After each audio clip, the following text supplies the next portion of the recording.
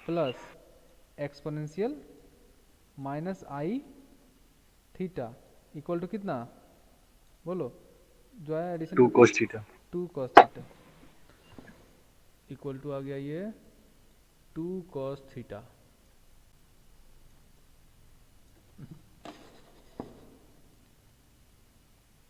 To cos theta, और जब minus कर दीजिएगा तो क्या मिलेगा,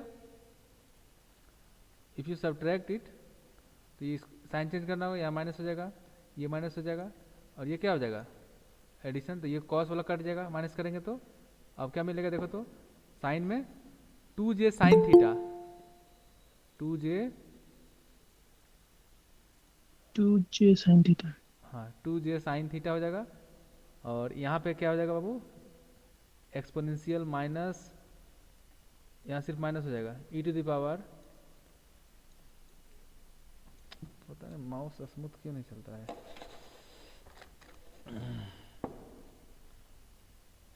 e⁻I theta minus e⁻−I theta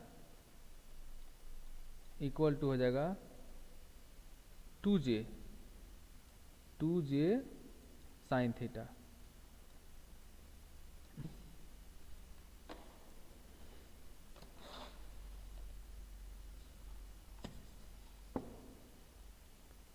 हाँ 2j sin थीटा, ये समझ में आ गया ना।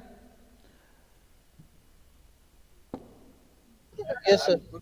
अब इसी फॉर्म में देखिए, अब इसी में, इसी बच्चे को नई इन्फॉर्मेशन था, अभी तक ज्वाइन कर रहा है देखो। अब यहाँ से आपसे पूछें कि cos थीटा लिखिए जी, इसी से हमको लिखना है सिर्फ cos का एक्सप्रेशन, तो कैसे लिखाएगा, फ्रॉम डी थ्योरम, तो हम क्या लिखे देखो तो लिखेंगे, real part of exponential I theta,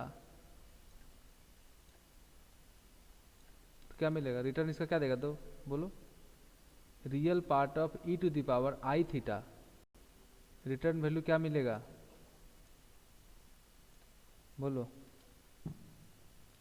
cos theta. बिल्कुल कॉस थीटा, देखिए e⁻I थीटा है, इसका रियल पार्ट हमको चाहिए, तो रिटर्न वैल्यू लेगा ओनली कॉस थीटा। ठीक है, समझ में आ गया, return value is cos theta. अब पूछेंगे yes. Imaginary part of exponential I theta, what is the return value, I sine theta.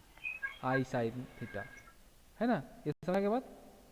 देखिए यही सब बात यहाँ पे भी लिखा रहेगा, देखिए यहाँ पे लिखा हुआ जैसे रियल ऑफ दिस, इसका मतलब क्या हुआ कि एक्सपोनेंशियल का रियल वैल्यू है, तो रियल जब लेंगे तो रिटर्न वैल्यू क्या मिलेगा, देखो कॉस मिलेगा,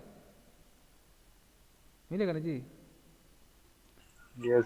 तो ये समझ में आ गया, रियल पार्ट, इमेजिनरी पार्ट, ये आप लोग नोट डाउन कर लिए ना, डिमावर्स थ्योरम नोट डाउन कर लेना है, दोनों का एडिशन करना है, एडिशन से क्या मिला रिजल्ट, ये बात आपको बताना है कि if you add exponential I theta plus exponential minus I theta, then we get 2 cos theta. If you subtract it, then the return value is 2j sin theta.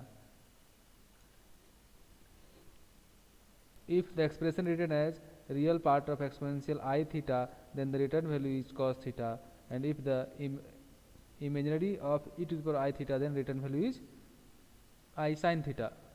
If it is of real part of e⁻−I theta, then real part is same, but imaginary part will change, minus हो जाएगा, imaginary part of e⁻I। तो यहाँ से तो आप किसी भी type से इसे पूछा जाए तो आप निकाल सकते हैं। तो मेरा एक्सप्रेशन है एक्सपोनेंशियल फॉर्म में, मान लो लिखा हुआ है ex, ये हो गया टोटल इसमें, तो इसमें क्या है कि इसका रिफ्लेक्टेड भी वैल्यू है एंड रियल वैल्यू दोनों है नॉर्मल फॉर्म में। और जब हमको सिर्फ एक ही वेव दिखाना है, मतलब जैसा यहाँ लिखे हुए हैं, मतलब जो एनर्जी का फ्लो पॉजिटिव डायरेक्शन में उसी को सिर्फ लिखना है, तो रियल फॉर्म में हमको लिखना पड़ेगा, रियल पार्ट ऑफ दिस। यहाँ पे जो इमेजनरी पार्ट दिखाएगा दैट इज रिफ्लेक्टेड वैल्यू दिखाएगा। क्लियर है। अब ग्राफ में समझते हैं हम लोग।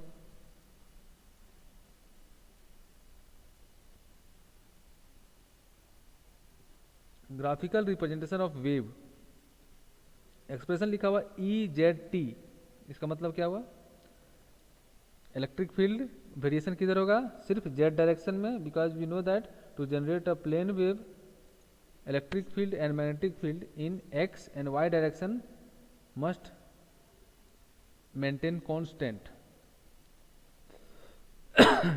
है ना जी, तभी आपका प्लेन वेव जनरेट होगा जेड डायरेक्शन में, और वो टाइम के साथ वेरिएशन रहेगा। तो सिंपली वेरिएबल क्या हो गया, E Z T equal to लिखा गया real part of this,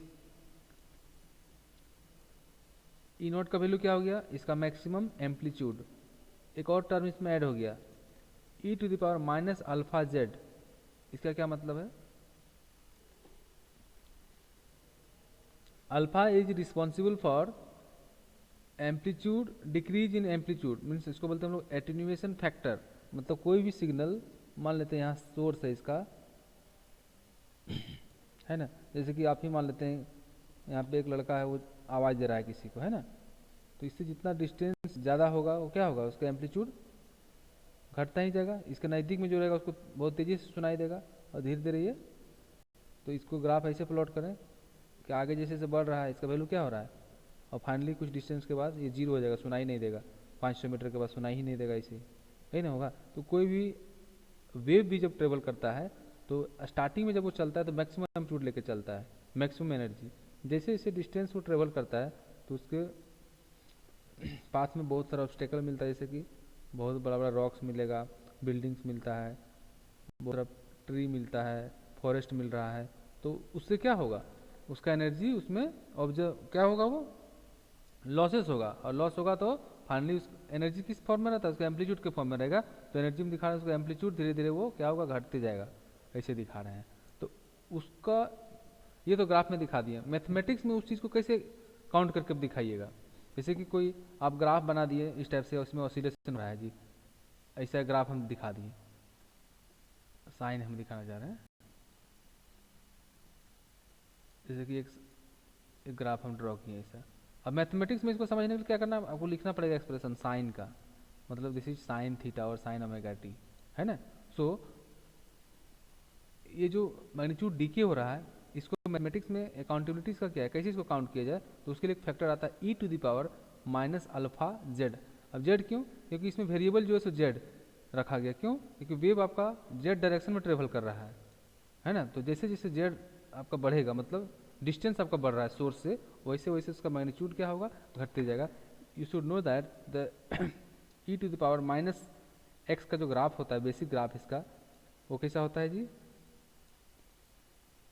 if you try to draw E to the power minus x का प्लॉट हम करना चाहते हैं, if it is X direction, origin कैसा होगा, बोलो ऑरिजिन पे कितना होगा, ऑरिजिन पे value E to the power 0 1, जैसे जैसे ई टू द पावर 0 का वैल्यू 1, उसका बाद ई टू द पावर एक्स का वैल्यू 1 हो जाएगा तो कितना होगा, 2 हो जाएगा तो कितना हो जाएगा, और जब ये इन्फिनिटी हो जाएगा तो कितना हो जाएगा, तो E to the power minus infinity का वैल्यू कितना, कोई नहीं पता, 0। E to the power minus infinity is 0। तो ये फाइनली रीच कर रहा है 0 का, और ई टू द पावर 0 जब है तो इसका वैल्यू हो रहा है 1, तो 1 इसका मैक्सिमम वैल्यू है और मिनिमम वैल्यू हो गया 0। और ये चूंकि एक्सपोनेंशियल डीके ग्राफ है तो इस टाइप से ये ग्राफ ही जाएगा ऐसे, तो ये हो गया E to the power minus x का plot. E to the power plus X का प्लॉट करिएगा पॉजिटिव, तो वो जैसे जैसे एक्स बढ़ेगा वैसे उसका वैल्यू भी बढ़ते जाएगा। ई टू द पावर 0 पे यहाँ भी वैल्यू सेम रहना है, 1 रहना है, तो E to the power x का प्लॉट करिएगा, तो एट ऑरिजिन वैल्यू इज 1, और 1 से ये बढ़ना स्टार्ट करेगा, ये ऐसे बढ़ेगा इस टाइप से, ठीक है ना, ये बढ़ जाएगा।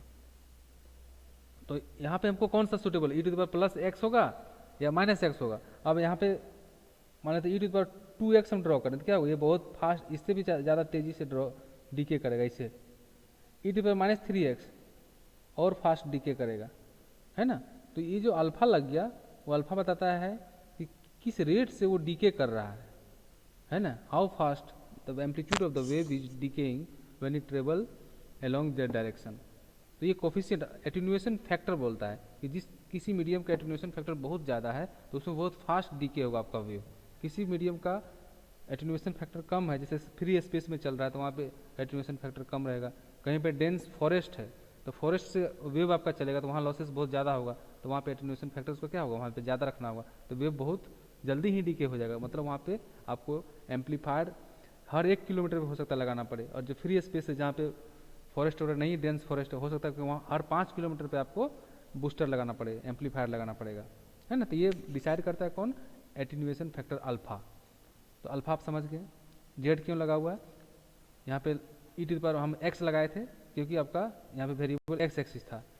इन this case our wave is travelling along Z direction, so हम इसको क्या लिखे हुए, जेड लिखे हुए, E to power minus alpha Z. तो ये दोनों टर्म क्लियर। ई नॉट क्या है, मैक्सिमम इसका एम्पलीट्यूड है इलेक्ट्रिक फील्ड का। ये दो टर्म क्लियर हुआ। Yes sir. आगे हम लोग आते हैं, next is E to the power J omega T minus beta Z. अभी आपको समझा है कि ये जो ट्रिग्नोमेट्रिक फंक्शन लिखा हुआ है ई नॉट वही वाला था, यहाँ पे ई नॉट आ गया, एक यहाँ पे इसमें एक्स्ट्रा टर्म जोड़ दिए, यहाँ पे आप जोड़ सकते हैं, है ना। तो धीरे धीरे कॉम्प्लेक्सिटी बढ़ा रहे हैं, है ना, 1 by 1। जैसे इससे पीछे लिखे थे तो हम ई नॉट नहीं लिखे थे, जैसे यहाँ पे ई नॉट नहीं दिखा रहे थे, अगला लिखे थे ई नॉट ला दिए इसमें, फिर अगला लिख रहे थे एटेन्यूएशन फैक्टर इसमें आ गया, एक ही बार टोटल डाल देंगे तब बच्चे को समझने में परेशानी होता है। तो 1 by 1 इसमें कॉम्प्लेक्सिटी को इंट्रोड्यूस किया जा रहा है। अब ये फाइनल फॉर्म में आ गया है, E naught alpha is attenuation factor E to the power J beta T minus omega T minus beta Z, और यहाँ पे लिख दिया रियल। इसका मतलब क्या है, इसका जो real part real value return देगा, तो रियल वैल्यू क्या रिटर्न देगा बोलो, तो इसमें तो कहीं इमेजनरी होने का कोई चांस है नहीं। E naught E to the power alpha Z, ये तो कांस्टेंट जैसा है, इसको बाहर ऐसे रख दीजिए, है ना। रिटर्न रियल पार्ट लगा हुआ तो कौन किस पे ऑपरेट करेगा, यहाँ पे ऑपरेट करेगा, क्या होगा, कॉस थीटा होता है, real part of E to the power I theta, हम इसको थीटा के जगह पर क्या बोलेंगे, omega T minus zeta omega T minus beta Z, so return value is cos theta, तो cos theta is omega T minus beta Z, और यहाँ पे ए एक्स लगा हुआ है तो यहाँ पे ए एक्स लगा दिए, कोई दिक्कत, उसको ग्राफ समझा देते हैं। मैथमेटिक्स में कोई दिक्कत नहीं है, यहाँ ये एक्सप्रेशन लिखा ए एक्स मतलब इलेक्ट्रिक फील्ड का ओरिएंटेशन किधर है, एक्स डायरेक्शन में। कन्फ्यूजन हो रहा है क्या, जैसे यहाँ पे हम लिख दिए क्या, यहाँ पे लिख रहा है जेड टी और फाइनली फिर लिख रहा है एक्स और बीच में जेड है, सब समझ में आ रहा है वेरिएबल जी। यहाँ पे जेड टी लिखा, जेड लिख रहा है वेरिएबल, यहाँ पे एक्स लिख दिया है, फिर यहाँ पे जेड भी दिख रहा है, ये तीनों डायरेक्शन आपको क्लियर है। देखो फिर यहाँ पे जेड लिख रहा है, कौन से कहाँ वेरिएबल लगाना है समझ में आ रहा है।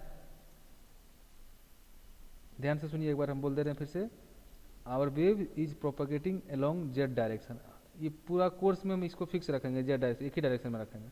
क्वेश्चन में आपको एक्स बोलेगा तो आप एक्स के अकॉर्डिंग मॉडिफाई करेंगे। तो वेव जिस डायरेक्शन में ट्रेवल करेगा वो वेरिएबल यहाँ लिखना है, E Z T. Electric field का ओरिएंटेशन किस डायरेक्शन में है, मतलब actually to generate plane wave in which direction you put the electric field, तो वो किस डायरेक्शन में है उसको कहाँ दिखाना है, वो यहाँ पे ओरिएंटेशन उसका रहेगा अलोंग एक्स। तो ये जो ए एक्स हो गया unit vector, that is the orientation of electric field to generate plane wave.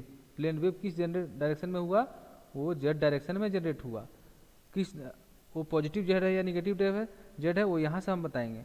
इस यहाँ पे लिखा रहेगा माइनस बीटा जेड, मतलब ये पॉजिटिव में ट्रेवल कर रहा है, यहाँ लिखा रहेगा प्लस बीटा जेड, मतलब ये निगेटिव डायरेक्शन में ट्रेवल कर रहा है। यहाँ पे लिखा हुआ E to the power minus alpha Z, मतलब ये एटेन्यूएशन फैक्टर है ना। ये टर्म को हटा दीजिएगा तो वेव आपका एटेन्यूएट नहीं करेगा, मतलब वो साइन जैसा ऑसिलेट करेगा, ये फुल स्ट्रेंथ के साथ ऑसिलेशन होगा,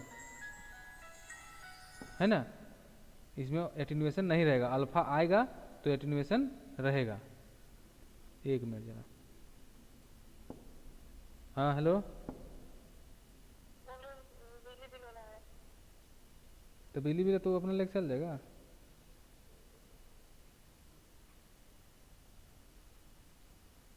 ले लो, दिया वो प्रिंट आउट ले लेना, तो अंकल को दे देंगे ना फिर, ठीक।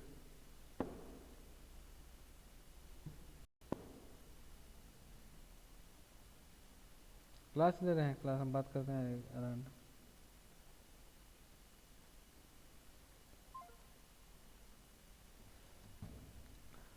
अल्फा नहीं रहेगा तो क्या हो जाएगा, अब देख पा रहे हैं ऑसिलेशन में कहीं एटेन्यूएशन नहीं हो रहा है, ये कंप्लीट ऑसिलेशन होगा, साइन है इसका मैग्नीट्यूड नहीं घटेगा।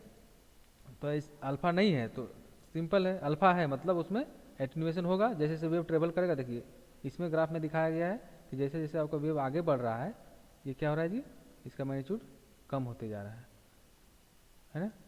अब यहाँ पे देखिए आगे,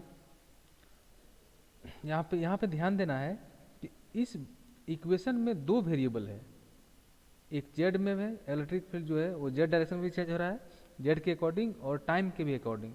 तो एट ए टाइम आप दोनों वेरिएबल का एनालिसिस नहीं कर सकते हैं, आप चाहेंगे कि जेड को भी वेरी करवा दें और टाइम को भी वेरी करवा दें तो आप इसको ड्रॉ नहीं कर पाइएगा। तो क्या करना है, किसी एक वेरिएबल को फिक्स करना होता है ना, किसी एक को फिक्स करेंगे और अनदर वेरिएबल को हम लोग चेंज करेंगे, जैसे कि यहाँ पे किया गया है, इसको हमको ड्रॉ करना है। तो at T equal to zero मतलब टाइम फिक्स कर दे किसी पार्टिकुलर इंस्टेंट पे, है ना। वैसे 10:31 में इसी मोमेंट पे जेड डायरेक्शन में इलेक्ट्रिक फील्ड का कैसा नेचर है, कैसा वेरिएशन है, वो हमको प्लॉट करना है। क्लियर। तो at time T equal to zero बताइए इक्वेशन कैसा हो जाएगा जी, मॉडिफाई होके जो लिखा गया ई जेड टी इसको कैसे लिखेंगे अब लिखेंगे हम लोग ई जेड और टी को क्या कर दिए, देखो जीरो कर दिए, मतलब जीरो इंस्टेंट पे हम देख रहे हैं। वैल्यू कितना मिलेगा,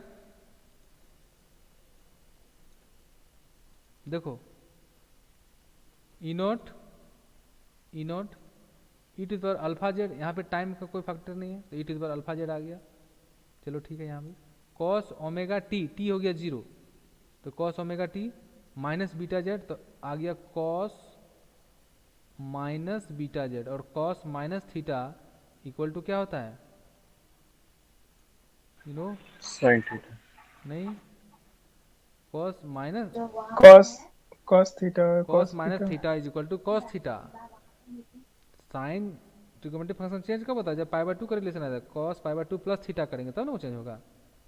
cos minus theta equal to cos theta, sine minus theta equal to minus sine theta, है ना। तो यहाँ पे आ जाएगा, देखो कॉस माइनस बीटा जेड आ गया, बीटा टी आया, नहीं बीटा जेड आएगा ना, हाँ बीटा जेड आएगा, बीटा जेड, तो इसको लिखेंगे हम लोग क्या, कॉस बीटा जेड, तो यहाँ फाइनली कॉस बीटा जेड लिख दिया गया। So E Z naught equal to E naught E to the power minus alpha Z cos beta Z. ये टर्म समझ आया, at time T equal to zero ही होगा। अब इसी को प्लॉट करना है, तो ये जो प्लॉटिंग किया गया है ये किसी पार्टिकुलर इंस्टेंट पे किया गया, कौन सा particular instant, at time T equal to zero. देखो at T equal to zero पे इसमें दो ग्राफ है, दो ग्राफ। अभी ग्राफ नंबर 1 आप समझिए, तब यहाँ आपको समझ में भी आएगा कि हम आपको ड्यू रखे ना, लास्ट क्लास में ड्यू रखे थे कि ये माइनस वाला साइन जो है हम बाद में समझाएंगे जी। माइनस है मतलब ये वेव आगे बढ़ रहा है, पीछे नहीं जा रहा है, निगेटिव में नहीं जा रहा है। अब वो समय आ गया आपको समझने का, ये इसमें माइनस था, अब ये आगे ही क्यों बढ़ेगा, है ना। तो अभी भी आप किस पे आपको सेंटर करना है, इस पे, इस ग्राफ को समझना है जो रेड कलर से स्केच कर रहे हैं, समझ में आ गया। इसी को आगे हम समझा रहे हैं। अब इसको इसको समझने के लिए क्या करना है, पहले कॉस का आपको ग्राफ समझना पड़ेगा। कॉस थीटा ग्राफ आपको मालूम कैसे होता है, बोलो सर, लैग करता है साइन थीटा को 90 डिग्री से। बिल्कुल ऐसे होता है, मतलब जीरो पे मैक्सिमम होगा ना जी, कैसे, और साइन ड्रॉ करेंगे तो साइन यहाँ ओरिजिन से होता है, हो गया। तो कॉस जीरो पे मैक्सिमम, देखिए यहाँ पे कॉस वाला नेचर आ गया। अब एक वैल्यू है, ऐसा वैल्यू जैसे कॉस थीटा है, कॉस थीटा, इसको मल्टीप्लाई कर दीजिए ई टू दी पावर किससे, माइनस एक्स से। अब क्या होगा, अब आप ड्रॉ कर सकते हैं, बोलो। अब आपको ड्रॉ करना है E to the power minus X into cos theta. तो E to the power minus x का ग्राफ आपको मालूम कैसे होता है, ऐसे होता है ना जी। Yes sir. अब ये हो गया कॉस वाला, और ये हो गया। अब जो वैल्यू मिलेगा ये दोनों का मल्टीपल वैल्यू मिलेगा क्योंकि मल्टीप्लाई किया गया है। तो दोनों का मल्टीप्लिकेशन करिए तो क्या होगा, आपको क्या लग रहा है? देखो तो एम्पलीट्यूड डाउन हो जाएगा सर। यहाँ पे ये मान लो 2 है और यहाँ पे इसका वैल्यू, ये तो 1 था ना, तो यहाँ पे 1 मान लेते हैं, 1 है, और यहाँ पे वैल्यू कितना 0.6 मान लेते हैं हो गया। तो एम्पलीट्यूड डाउन होगा जैसे आगे बढ़ेगा ये। देखो यहाँ पे जब आ जाएगा तो एम्पलीट्यूड ऑलमोस्ट जीरो हो जाएगा। देखो तो यहाँ कॉस का वैल्यू कुछ भी रहे लेकिन उसको ऑलमोस्ट जीरो से मल्टीप्लाई करें तो वैल्यू क्या हो जाएगा, जीरो हो जाएगा। तो इसका रेप्लिका मतलब हर पीक को मिला देंगे तो कैसा बनेगा वो, देखो ना यहाँ से मिलाएंगे इसको ना, तो ये एक्सपोनेंशियल डीके जैसा कर्व बनाएगा ये फिर आगे जाके। तो जब ये दोनों मल्टीपल होगा तो जैसे जैसे आगे वेव बढ़ते जाएगा इसका वैल्यू क्या होगा, एम्पलीट्यूड डाउन होते जाएगा। तो ये ग्राफ समझ में आ गया आपको, ग्राफ नंबर 1 ये।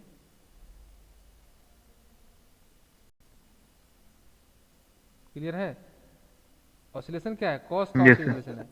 कॉस का ऑसिलेशन के साथ e to the power minus alpha z उसमें मल्टीप्लाई कर दिया गया है। That's why its magnitude is decreasing as we travel along Z direction. Z के डायरेक्शन में मूवमेंट हो रहा है, जैसे जब आगे जितना आगे बढ़िएगा मैग्नीट्यूड आपको उतना धीरे धीरे घटते जाएगा। अब इसमें क्या लगा देना है, e to the power e naught. E naught क्या है, तो यहाँ पे जो हम लोग इसका वैल्यू 1 फिक्स कर रहे थे, अब इसका वैल्यू फिक्स कहाँ करना होगा, मैक्सिमम वैल्यू ई नॉट पे फिक्स करना होगा, ई नॉट है ना। तो 1 बाय 1 हम लोग तीनों समझ गए। स्टार्ट कहाँ से किए, पहले हम लोग स्टार्ट किए कॉस का ग्राफ से, कॉस ड्रॉ कर लिए, उसके बाद e to the power minus x का ग्राफ ड्रॉ कर दिए, फिर दोनों को मल्टीप्लाई कर दिए। तो समझ में आया कि जैसे जैसे आगे बढ़ेंगे इसका मैग्नीट्यूड घटते जाएगा।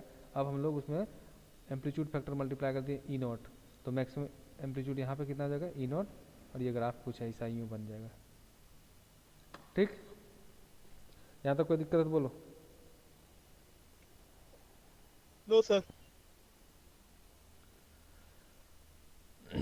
नेक्स्ट फिगर में लिखा हुआ है an electric field with an x component. X component मतलब इलेक्ट्रिक फील्ड का देखो ए एक्स जो वेक्टर लिखा हुआ है, unit vector along a x.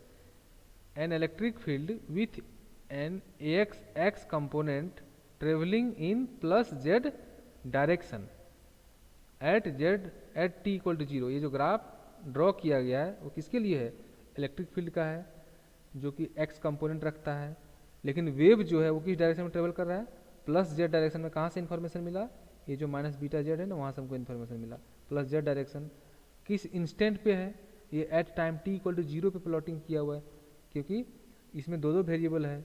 हम टाइम और जेड, एक तो जेड वेरी कर रहा है, जेड बढ़ रहा है, टाइम भी बढ़ाइएगा तो दोनों एक साथ वेरिएबल होगा तो ग्राफ ही नहीं प्लॉट होगा। तो जब भी प्लॉट करना है तो बाय फिक्सिंग टाइम और बाय फिक्सिंग जेड, कभी कोई जेड को फिक्स कर सकते हैं, अभी जेड को भी फिक्स करके दिखाएंगे आपको, तब उसका एम्पलीट्यूड कैसे वेरिएशन होता है। तो यहाँ पे क्या, and at T equal to del T. अब T equal to del T पे देखते हैं कि अब जो टी इक्वल टू जीरो किए थे, अब टी इक्वल टू मान लेते हैं एक मिली सेकेंड या 1 सेकेंड पे देखते हैं तब क्या होता है। ठीक है, क्या होगा बोलो, चेंजेस कहाँ होगा, ई नॉट ऐसा ही रह जाएगा, रहेगा ना जी,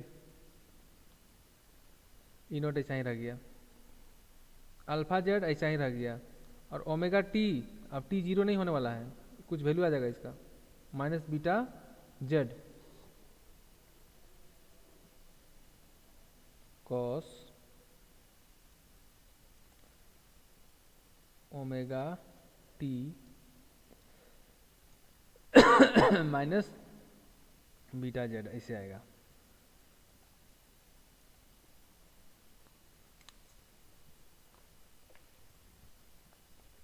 अब बताइए इसका पिक कहाँ पे हो रहा था, कॉस का वैल्यू मैक्सिमम कितना हो रहा है जी, कॉस जीरो पे मैक्सिमम हो रहा था ना, कॉस 0 1 हो रहा था।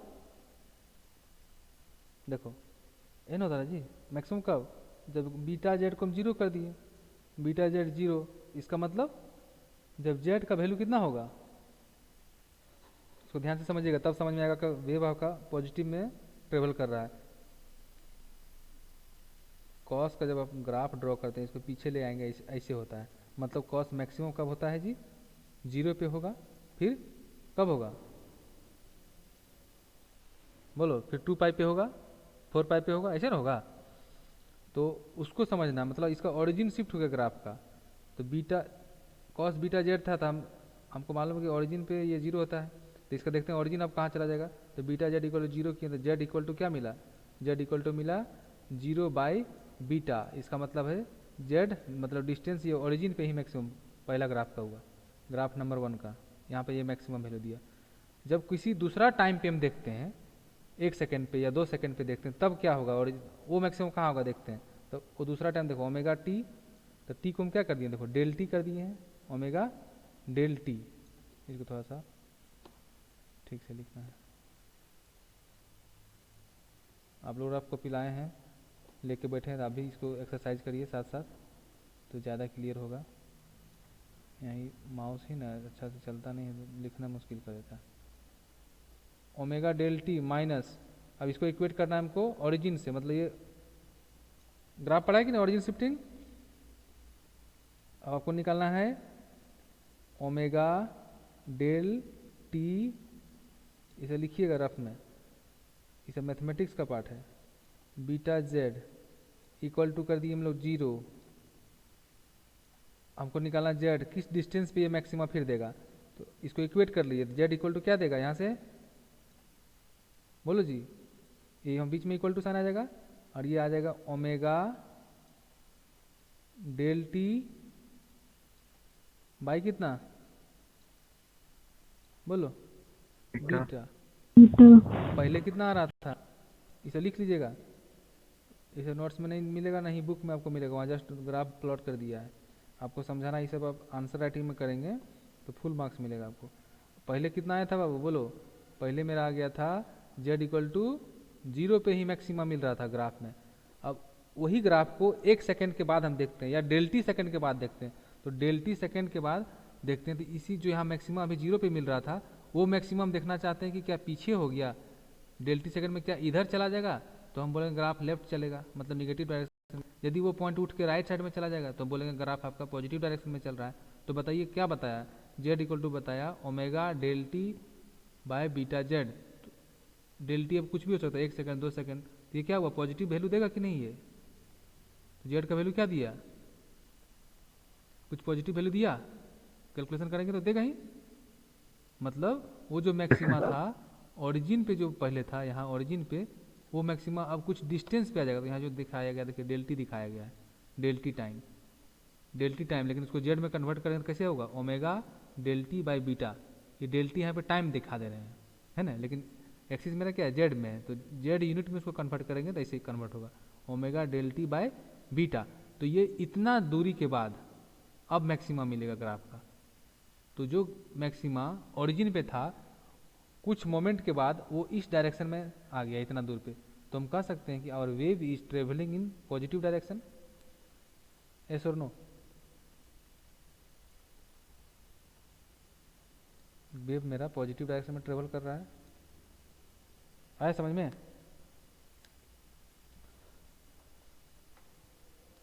अब आगे फिर कभी नहीं समझाएंगे कि वेव आपका पॉजिटिव में चल रहा है कैसे, सो दिक्कत है, यही समझाएंगे। फिर आगे जस्ट माइनस है मतलब पॉजिटिव में चल रहा है जी, समझना है तो यही समझना है। किसी को दिक्कत है बोलो, फटाफट बोलो, टाइम ज़्यादा मत लो।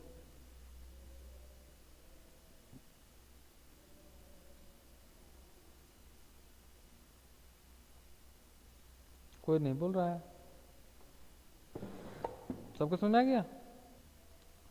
नेक्स्ट, तो इलेक्ट्रिक फील्ड निगेटिव में ये हम लोग लेके चले थे, निगेटिव में मतलब omega T minus beta Z. So this wave is travelling along positive direction. How you understand it from this diagram and mathematical approach is this.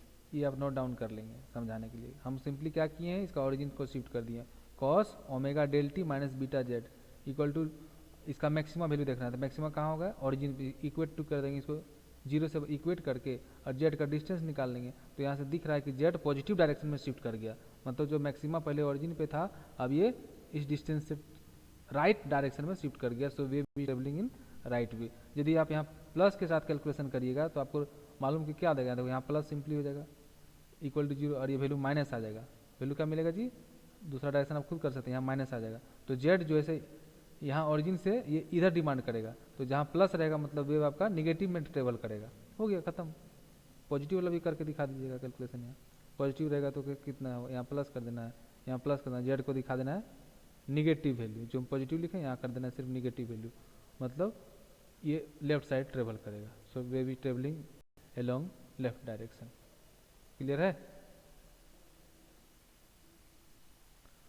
चलो अब तो एक अप्रोच हुआ कि बाय फिक्सिंग टाइम, इसमें हम लोग फिक्स किसको किए, टाइम को। यदि आप जेड को फिक्स कर देते हैं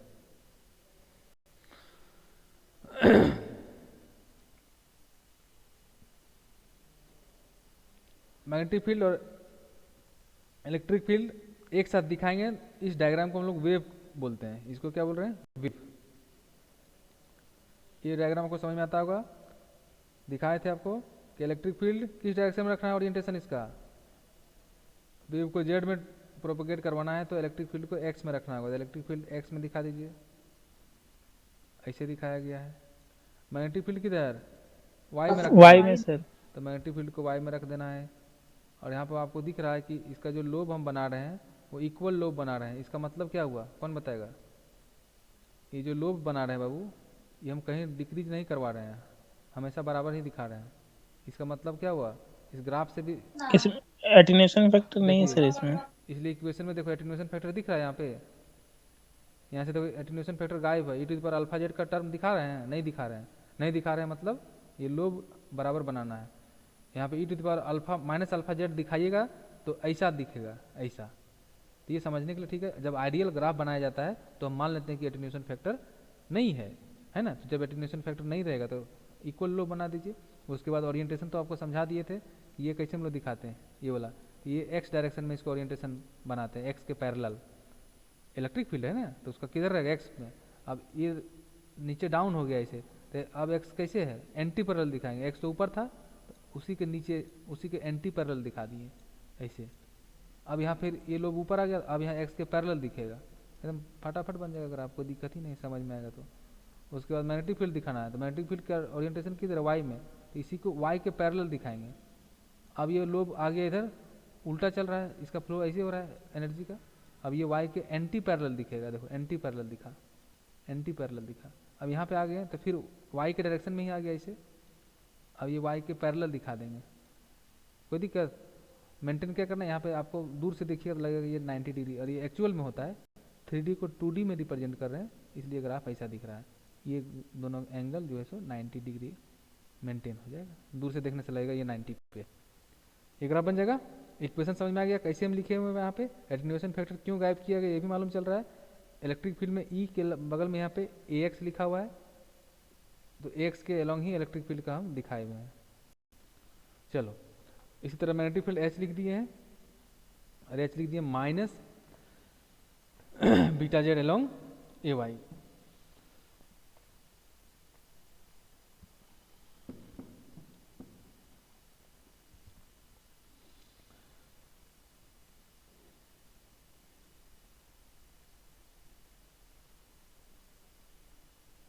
अब देखो, यदि आप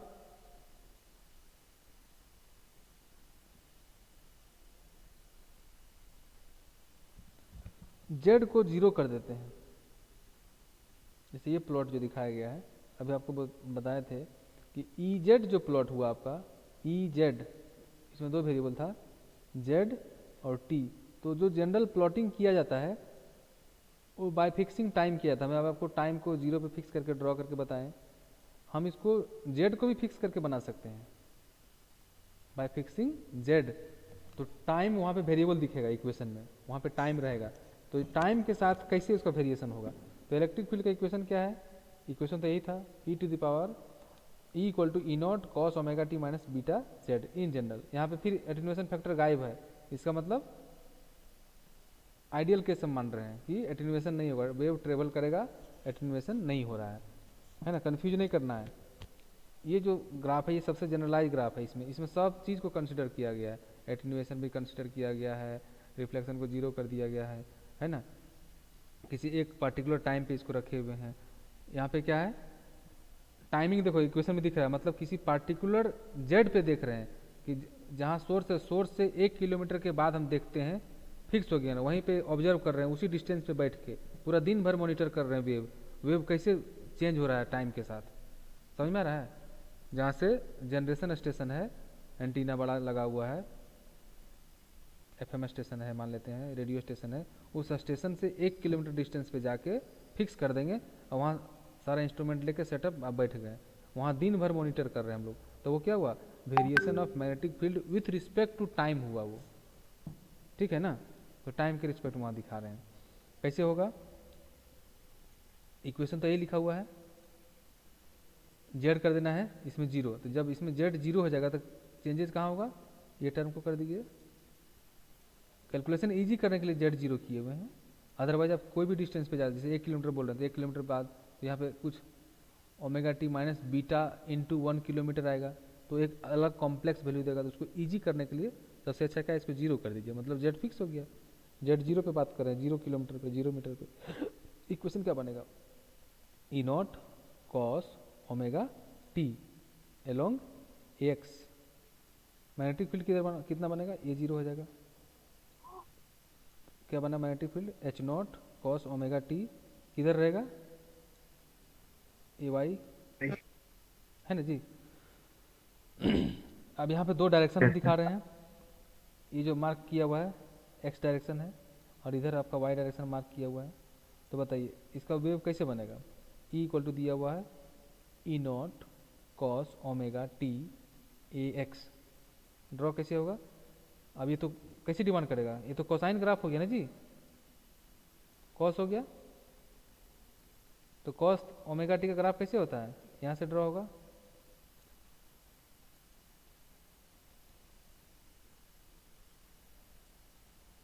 एक मिनट समझा देगा, ध्यान से समझिएगा इसको। ये कॉस का ग्राफ हो गया, ऐसे नहीं बनेगा कॉस, कॉस ओमेगा टी ऐसे नहीं स्केच करिएगा जी। लेकिन यहाँ पे हम कैसे, यस सर, यहाँ पे दिखा रहे हैं देखो कैसा, यहाँ तो स्ट्रेट लाइन जैसा दिखा रहे हैं हम, कैसे दिखा रहे हैं समझिए। ओमेगा टी, तब at time T equal to 0 value कितना हुआ, टाइम टी इक्वल टू 0 पे वैल्यू कितना, मान लेते हैं ये 1, मैक्सिमम होगा सर। मैक्सिमम 1 होगा। तो 0 टाइम पे मैक्सिमम वैल्यू देखो दिखा दिया कितना, 1 यूनिट। उसके बाद कुछ टाइम मान लेते हैं 0.5 पे, 0.5 पे, तो इसका वैल्यू देखो 1 से कम हो जाएगा। तो इस 1 को दिखाएं ऐसा, एरो से दिखा रहे हैं, एम्पलीट्यूड 1 दिखा दिए इतना। अगला वैल्यू दिखाएंगे तो उससे कम हो गया ना, देखो तो ये वाला वैल्यू, अगला वैल्यू ये दिखा रहे हैं, नेक्स्ट वैल्यू दिस वन। फिर टाइम बढ़ेगा तो अब क्या और वैल्यू कम हो जा रहा है, बहुत गौर से समझिएगा नहीं तो एकदम बहुत कन्फ्यूजन होगा।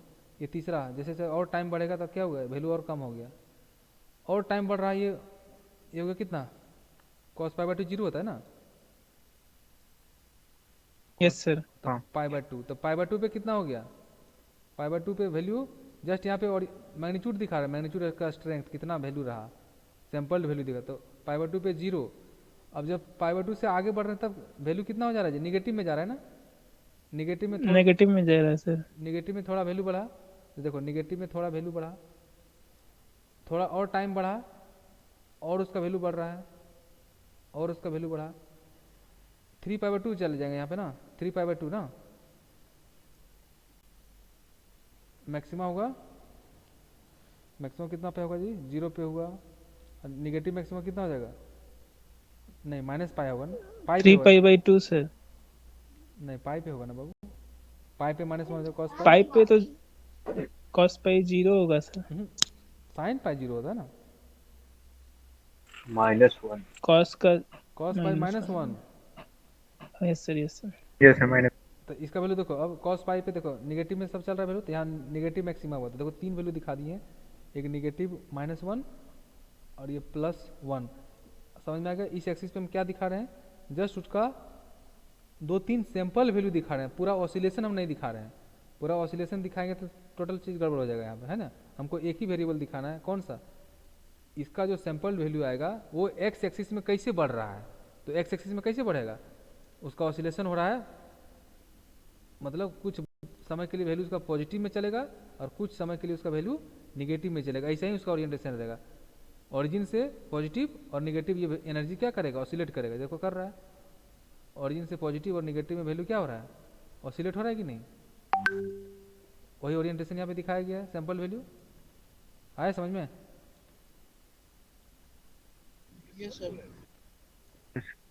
इलेक्ट्रिक समझ में आएगा, मैग्नेटिक में कुछ नहीं। फिर मैग्नेटिक में इसका ऑसिलेशन सिर्फ किधर दिखा देना है। सिमिलरली ये वाई का निगेटिव में भी वाई चलेगा, एक्सिस पे। वाई एक्सिस पे इसका एनर्जी का क्या होगा, पॉजिटिव डायरेक्शन में और निगेटिव डायरेक्शन में। ध्यान रहे ये किसी एक ही इंस्टेंट पे है, और ये कौन इंस्टेंट पे है, जेड इक्वल टू 0 डिस्टेंस पे है। 0। ठीक है, अब जैसे जैसे डिस्टेंस ये सोर्स पे हो गया, मतलब जहाँ से एनर्जी अब जनरेट कर रहे थे प्लेन वेव, इसे 2 किलोमीटर डिस्टेंस पे आ जाइएगा, तो ये इसका स्ट्रेंथ क्या होगा, फिर ऐसे ऑसिलेशन होगा इसका वहाँ पे भी, जब इसमें एटेन्यूएशन फैक्टर नहीं लगा रहेगा। और जब एटेन्यूएशन फैक्टर मीडियम का कंसीडर करेंगे तो जो यहाँ पे +1 दिखाए थे, हो सकता है 2 किलोमीटर बाद जाने के बाद ये वैल्यू 0.91 या 9 आ जाएगा, तो वहाँ पे ऑसिलेशन 0.9 मैक्सिमम मिनिमम। फिर 5 किलोमीटर आगे और बढ़ जाएगा तो हो सकता है अब उसका ऑसिलेशन कितना पे आ जाएगा, 0.4 पे आ गया, तब वहाँ पे आपको बूस्टर लगाना पड़ेगा, नीड हो गया बूस्टर का। तो ये क्यों कैलकुलेशन किया जाता है, कितना डिस्टेंस तक मेरा जो है एनर्जी का फ्लो फ्रूटफुल है, पॉजिटिव है, मतलब वो कोई भी इंस्ट्रूमेंट उसको कैच कर सकता है। मान लेते हैं मिनिमम 0.1 उसका सेट किए हुए हैं कि ऑसिलेशन तक कैच कर सकता है, तो जहाँ पे 0.1 होगा जितना डिस्टेंस के बाद, वहाँ के बाद हम नेक्स्ट एम्पलीफायर या फिर अगला एंटीना वहाँ पे सेटअप करना होगा। तो ये टेक्निक कहाँ पे यूज करना होगा, समझ में आ गया, डिस्टेंस सिलेक्शन के लिए, कि एक एंटीना लग गया तो दूसरा एंटीना कितना डिस्टेंस पे लगाया जाए। तो वहाँ क्या करेंगे, बाय फिक्सिंग जेड फिक्स करके उसका स्ट्रेंथ को हम क्या करेंगे, मेजरमेंट करेंगे। तो जहाँ पे मैक्सिमम एक रेंज रहेगा कि 0.60% तक वो एंटीना कैच कर लेता है या कोई भी डिवाइस कैच करेगा, तो 60% के बाद जहाँ डाउन होगा वहाँ पे नेक्स्ट एंटीना का इंस्टॉलेशन हम करेंगे। तो ये कॉन्सेप्ट समझ आया क्यों हम करते हैं ऐसा practically. Yes sir. Yes. Next class में आपको बताएंगे TEM, transverse electromagnetic wave.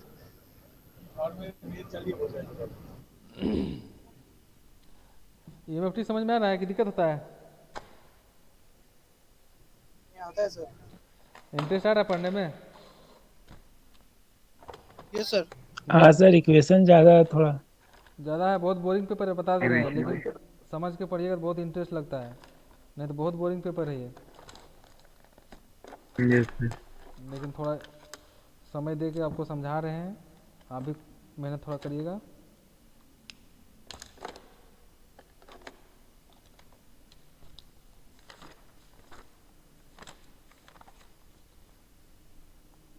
Equation ज़्यादा है लेकिन समझ के पढ़िएगा ना तो इक्वेशन भी इजी हो जाएगा। जो आपको टेक्निक बताएं कि स्टार्टिंग का 2-3 पेज आप रखे